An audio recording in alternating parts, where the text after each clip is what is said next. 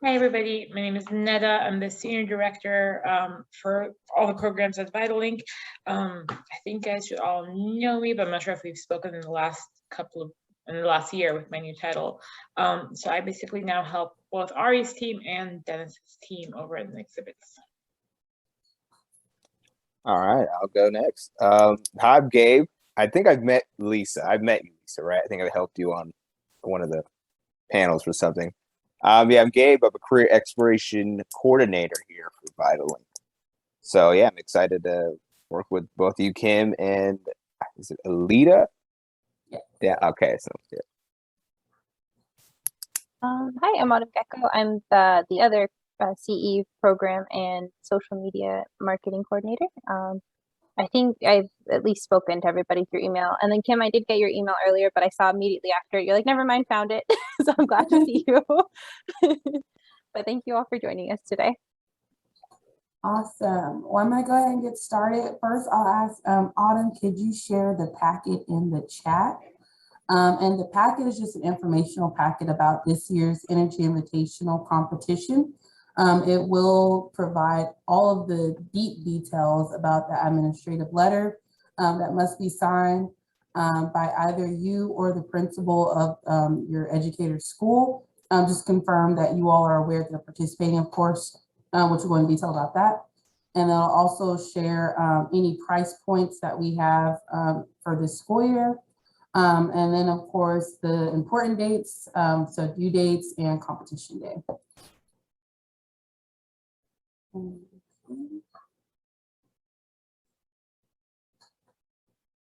All right, and then can everyone see the shared screen? Okay, perfect. All right, so this year's Energy Invitational, we're celebrating the 10th year for high school participation in the Energy Invitational competition. For anyone that is new, students are building a one-person electric vehicle, and they're testing it by running it through a time trial to basically see if it is energy efficient. And the students will be displaying and developing skills in manufacturing and assembly, computer modeling, which will basically be aligned with coding, engineering analysis, research, testing, and personnel cost management.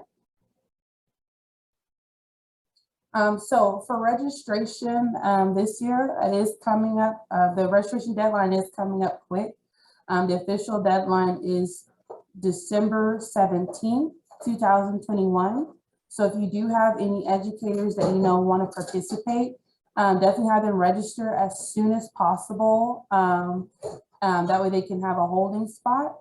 We will need their school information, which of course is all in the registration form, an estimate number of how many students that are participating, and then how many teams they have participating. That helps us get a head count, of course, with snacks and food, and then any handouts.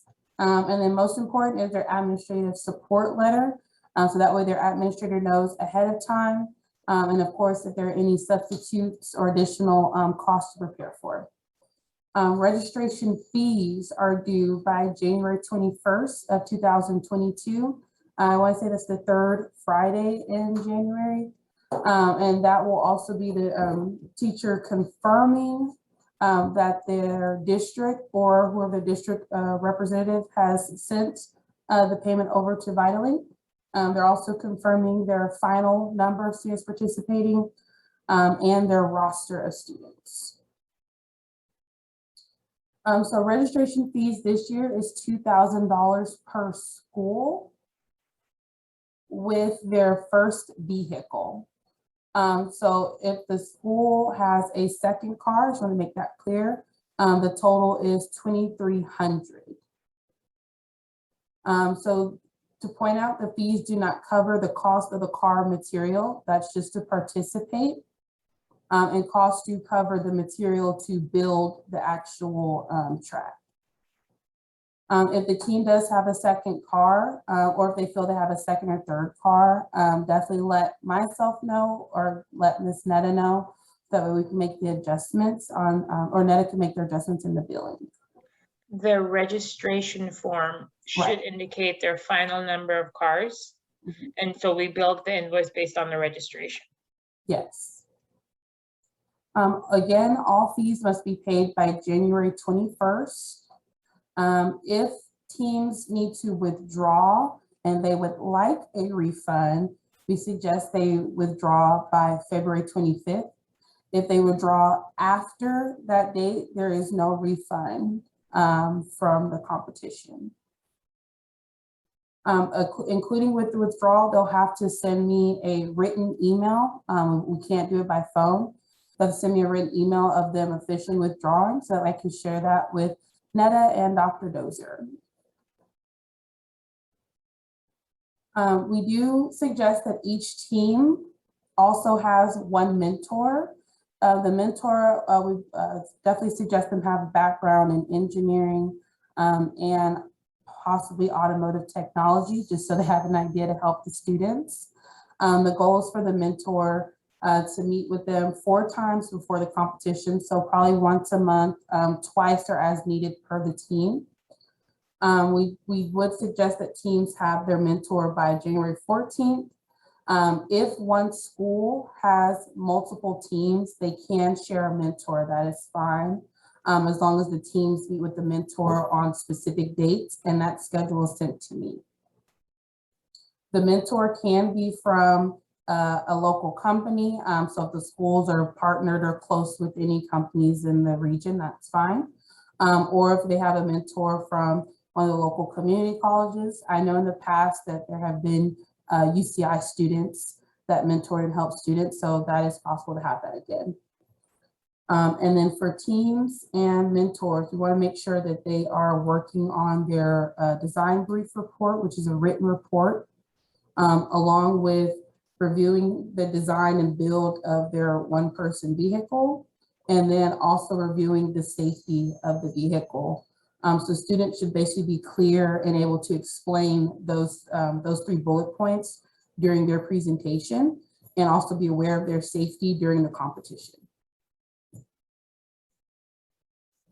So for the advisor responsibility, this would be solely on the educator of the team.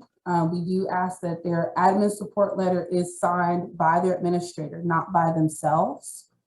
Again, that letter is due December 17th, and teams are not allowed to participate without that letter, just so that all districts and the Violent team is clear. We do want to make sure that payments are submitted on time. If not on time, please contact myself or Ms. Netta if you have any additional requests for payment. And then we do ask that teams, they send me their scheduled meetings with their mentor, just so we can confirm. And that will also allow me to follow up with the mentor and ask if they would come to the competition day. And also if they'd like to help judge or just watch the team's race. Along with that, we do ask that the advisor make sure that all teams that are participating have their completed waiver forms, copy of their health insurance, and their driver's license. If not before the competition, definitely by the safety inspection day. If not, the competition is the latest. If they do not have these 3 items by the competition day, their team will not be able to participate due to safety reasons. Ari, sorry, really quickly. The health and the form that we provide is the insurance form for the students saying that they will abide by certain guidelines of our insurance that we have for the racetrack, and it must be the original form. It cannot be a digital copy. So we're sending out an email to all the teachers who have registered for days, and it's going to be in the orientation that we have for the teachers tomorrow, letting them know of the Mondays that they can come to the VideLink office and pick up the forms from us. And then they can either mail the forms back to our office or bring it with them on the safety inspection day during check-in. And so that will be reviewed with your teachers, but no digital copies, because everything has to be the actual original form, and it needs to be signed by the parents, and the form needs to be witnessed by the teacher that's getting signed, or it needs to be notarized. And so we will review all of that with the teachers tomorrow. And that's why we can't have the copy of the form, but the original copy. Thank you, Netta. Did anyone have any additional questions? Oh, Yeah, Netta, could you just say that one part again? Did I hear you correctly that the teachers have to come and pick up the forms from your location? Yes, so the forms are always the original, needs to be the original copy of them. So the teachers, or sometimes, like for Doug, Casey has come and picked up the forms with us sometimes, so they might send someone else. So that's fine, but it needs to be the original copy, and they need to let us know who's coming to pick up the forms on their behalf. And then the original forms need to be signed by the parents and the student, what the teacher as a witness or notarized. Okay, and so because I'm new to being involved in this particular event, so I guess I'm not quite getting it. Is the reason why they're picking up the form and they can't be mailed to us? I'm sorry. I'm not. I have to double check with Brian on that one. Sorry, I'm just going, because it's always been the guidelines that I was told that the teachers come and pick them up. So we review the instructions of the form with them. But let me double check with Brian. Okay, I mean, right now. okay, That would be nice. That's just a lot on their plates right now. And we're trying everything that we can to get our teachers involved in things right now. And so anyways, that would be lovely if you could find that. Yeah. Thank you. I'm hoping he'll respond by the end of this. And if not, that's fine. Yeah, If I'll you email can you even guys. email us. Update, yeah. I don't know if that was Lisa that said that would also help her out, or Alita, I'm not sure, but. Yeah. Well, I was wondering, I understand, Netta, the reason, the necessity to have wet signatures. Yes, in that completely, piece, but completely. to actually get the forms, can we just print them ourselves to avoid the pickup and then do the wet they're not even forms that we print. They're insurance forms that we were given, and they were, because they've been with us since the beginning of the competition, so I'm not sure. I have to double check with Brian about like who orders their insurance forms for this, but they're the insurance forms and waivers regarding everything of the competition. And like, if you're a driver, you sign a section. If you're not a driver, you sign another section. And because this competition is a little bit more of like, we have to be very strict because they are students driving vehicles. So I don't actually have the ability to be flexible with certain guidelines. That's why it has to be like the actual form that we have in our office. We can't print it. But I'm sending Brian a note right now regarding the mailing. So give me one second and I'll get hopefully an answer. Okay. Yeah, because I'm assuming like the teachers that are participating would be coming to the meeting tomorrow, right? And then this is where you're going to be sharing that with them as well. Yep, exactly. So we review all the details about the registration and all the admin work that they need to do before they're fully registered and able to participate in the competition. And that's a big part of it that we review with them. So the teachers, previous to COVID, they were always used to just coming in and picking up the forms and stuff. And usually it was never an issue because our orientations were actually at the office. So and they were in person. Yeah, and I would just so they were already there for the orientation, and now we're doing it this way. I have to double check with Brian for that because it was one of those changes we haven't thought of making yet. So all right, thank you. Okay, thank you so much. As that is getting the answer, I'll go ahead and finish for the next going into the design brief and video. So we'll review this with the teams as well. This is just so that you all are aware. But the students on the teams will be working on a design brief, which is a written form. It's 8-page long document showing their research that they did on their vehicle and putting it together. We do ask that their design written brief is submitted by March 6th. Along with that, we do ask them to create a design video submission. That would just be a few photos of their actual vehicle that they've built, possibly a photo of their team if they've taken a group photo, and then a couple of graphs and charts showing that their research that they put together. And then again, that video will also be due March 6th. We put it by midnight, which is fine.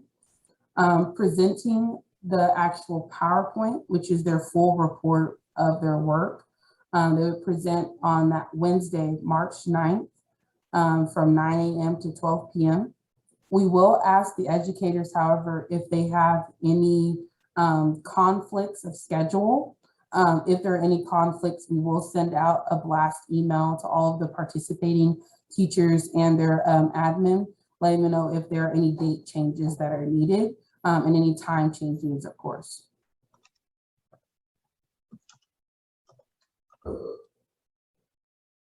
And then for important dates, this was just mentioned throughout the conversation, but for you all to be aware as well, the design information, which will be the brief and the video, are due, and the teachers will receive a Google Drive link, or they can email it to me directly, of course, if they have any tech issues, just as long as I have a copy. They will be virtually presenting with their own PowerPoint presentation via Zoom. They will not have to submit their PowerPoint until the day of the competition in case they have any final edits to make. The safety inspection will be on a Saturday, that's April 23rd. That's when we have any judges and of course the industry professionals that have participated, possibly if the mentors are available, they'll come out and inspect the team's cars just to make sure they're up to date and there will be, fingers crossed, no accidents. They also go over the guidelines to make sure all of their nuts and bolts are in the right place. Then we'll also review with them the copy of their forms, insurance, and reminding that we need their license if the student is driving. The photocopy printed out is fine. And then the actual competition day will be 2 weeks after that on a Saturday, which is May 7th. The students and teachers, we ask them to arrive at 8 a.m. so that way they can unload their car. They can set up their own tent. And if they have any additional knickknacks that go with their vehicles. Along with that is when we will start the competition. I want to say about 8:30 or 9 a.m. And we'll, of course, have footage available and videos available for any of you all that cannot join. And then I know usually we used to have our design presentations at the fairgrounds. Again, things are different this year. So keep in mind that the design presentation, all right, if you can go back one. Oh, sorry. Okay. The design presentation is on a Wednesday and it's between 9 to 12. So the teachers would need to have that as a field trip, I believe it's usually done. And they don't need to go anywhere. It's just going to be the students. And some of the teachers ask us if, you know, we can tell them the slot that they're presenting in. So if they have like a 9:30 to 10 or so forth, we definitely can. We did that last year, but that is usually done like 2 weeks before the presentation. So I'm not sure exactly how much time you guys need for like field trip, or I guess it's still called the field trip request for missing class in any way. But I will try our best to get the schedule out for everyone early, but usually because we have to make sure we have all the team's presentations and all the judges confirmed and things, they tend to be very close to the day of the presentation. And then for the other days, a lot of our teams come in with their own trucks and buses, and they have to tow in their vehicles. We, if they need help with any of that, I know Ed and Doug are veterans with the competition. So if anyone in your team, especially like, you know, Lisa, Jerry's very new on this portion of it. So if he needs help discussing how to do that, we will talk to the teachers about all of this stuff tomorrow, just so when we have some time where it's just open discussion between the teachers amongst themselves, because they will be able to help each other a lot with everything. And then we're playing this by ear based on how COVID rules the world during the time of the competition, because we usually invite people to come in, you know, as spectators, so parents can come and other teachers can come, but we won't know that until we're closer to that time to see how it is and how this facility that we're hosting it in. It used to be UCI, but we're hoping we can branch out to some place that's more like track friendly and it's not like on a hill, so it's easier for the cars. And so if we end up moving it, we'll have to check with the new location. If not, I have to see what the UCI guidelines are for allowing a certain number of people at the site. Okay. question? I have a question. It sounds like you're not quite sure where that new location may be, but are we trying to get it somewhere local here in the Orange Yeah, County it's the area? second location might be in Irvine as well. It's just a different school or different field, where I believe it's a little bit more flat, and we might be able to host it there. But if not, we'll just see UCI as like Plan B. which Okay, gives us I that location. do like the fact that it's much closer than that Adams Yeah. Sports Park that we used to have back in the We've day. still partnered with Adams, but now Adams drives out here and builds the field for us out here, Oh. which is why I think registration used to be like only 1,000 or just 1,200, and it has gone up a little bit to cover the cost of Adams building a track here versus us driving Oh. to Adams. That's cool. I So, didn't know that. Yeah. The year that I started was the first year here at UCI, and I didn't understand what the big relief was about until I learned where they had to go, and I was like, "Ooh, yeah, no." I mean, it was a great arena. It was a great, thing for that, but it was far for kids, And we used to have this competition as both like gas, hybrid, or electric vehicle. So now that it's all electric, we actually even looked into having it at the K1 speed tracks, but that one just to rent it for just a couple hours in one day for us was $14,000, and that would drive up the cost a lot. So I said, no, thank you, we'll be good. So if we ever, and that's why we're always looking for new locations, because we want to get the field as close to like a real proper track as we can. And that's why we love Adams, because they build everything out for us. All right. Did anyone have any additional questions or concerns? Brian just responded, we're good to mail everything out. So what we're gonna do is, a lot of our teachers have already registered. What we're gonna do is just change the registration form to ask for a mailing address, Ari, for future teachers. But for our current ones, we're just gonna, in the meeting tomorrow, ask them to email us their mailing address that they would prefer. And we'll get those mailed out to them. Thank you. Yeah, of course. I love these things because you guys help me fill in the areas that I didn't think of changing. Like I got a lot of the areas updated with the COVID years, but I just didn't think past the rest of it. Yeah, thank you. Anything we can do to lighten the load on the teachers, any of the paperwork kinds of stuff, that's always appreciated. So thanks for bringing that up, Kim. Well, thank you all for joining us. I will have the PowerPoint and this recording emailed to you, if not today, then tomorrow morning. So you will have a copy. And then I'll also send the recording out for tomorrow's meeting the following day, just so you all have a copy of that as well in that discussion. Well, thank you guys so much. And if you think of any other questions that come up later as you're going through all the documents and like the forms to sign, please let us know and email us. Right, perfect. Thank you. Okay, thank you.